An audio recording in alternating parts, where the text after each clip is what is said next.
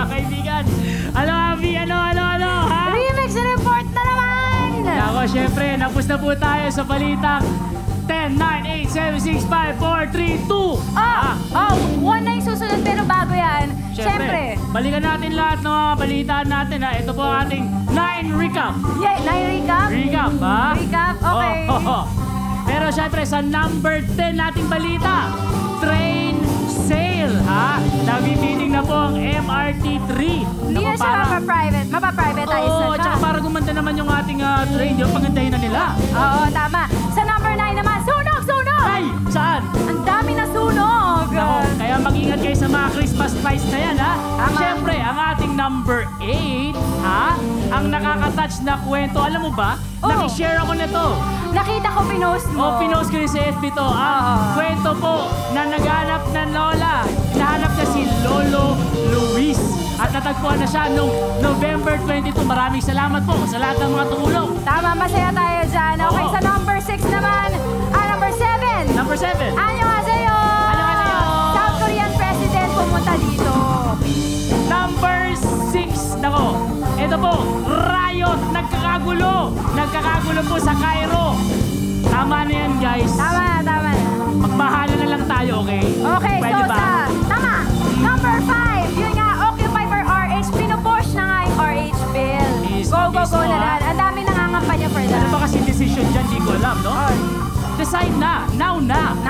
Ha? At syempre sa number 4, woo! Panalo po tayo. Tagumpay po ang panglalarong Pilipino sa SEA Games. We got 6th place. Yay! Congratulations. Daming gold. Okay, sa number 3, gas bawas, gas price, diesel price hike. Nako, mahirap yan. Maraming binabayaran, gasolina, kung ano-ano. At sa ating number 2, regular wage. Ha? Para po sa ating mga bus drivers at konduktor. Nako. Tama yan. Mas ma-encourage sila mag-drive. Oo, tsaka hindi nagpamadali. Mas aksidente.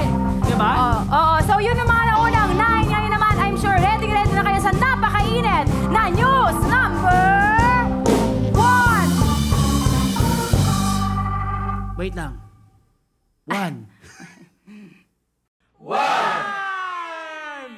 Number 1 sa pinakamainit na balita nitong linggo, Aquino versus Arroyo!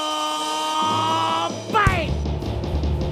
Tuloy ang bangayan ng kampo ng Palasyo at ng mga Arroyo dahil habang nasa hospital arrest ang dating Pangulo ay lumabas ang mga issue tungkol sa hatian ng Hacienda Luisita ng mga Aquino. Kaya para po sa ating number 1 news nitong linggo, Aquino versus Arroyo! Si Arroyo, arestado, naglabasan mga kaso. Luisita, tinapos na, si Aquino na bulaga. DOJ at Aquino versus Essie at Arroyo. Parang chess ang nilalaro. Sino kaya magtatagumpay sa dalawang kampo? Si Arroyo, arestado, naglabasan mga kaso. Luisita, tinapos na, si Aquino na bulaga. Anong masasabi nyo sa bagay na ito? Looney at OG Sacred?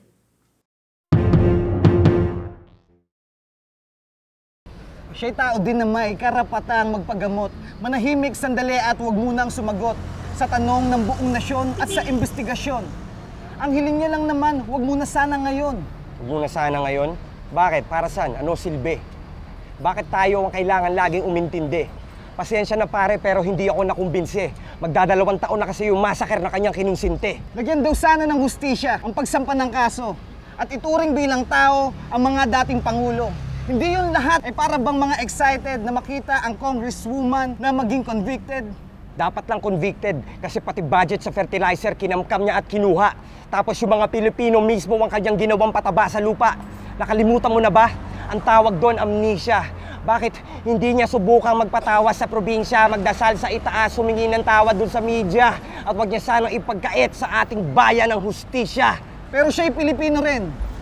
At siya'y dating Pangulo ng bansa. Hindi ka ba nabibigla? Nabibigla? Di ako takot. I'm not afraid to fight. So let me say it right and bust this. What's a person's right to journey to our nation's right to justice?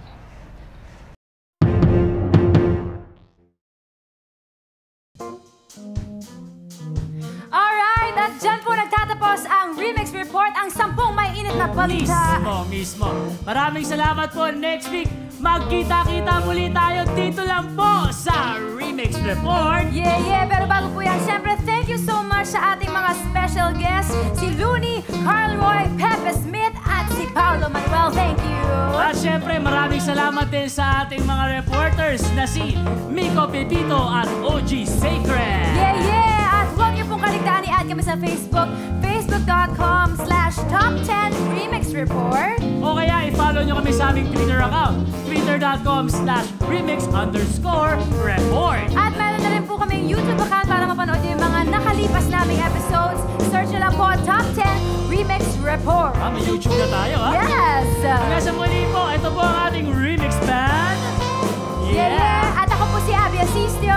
Ako naman po, si Waki Tupas.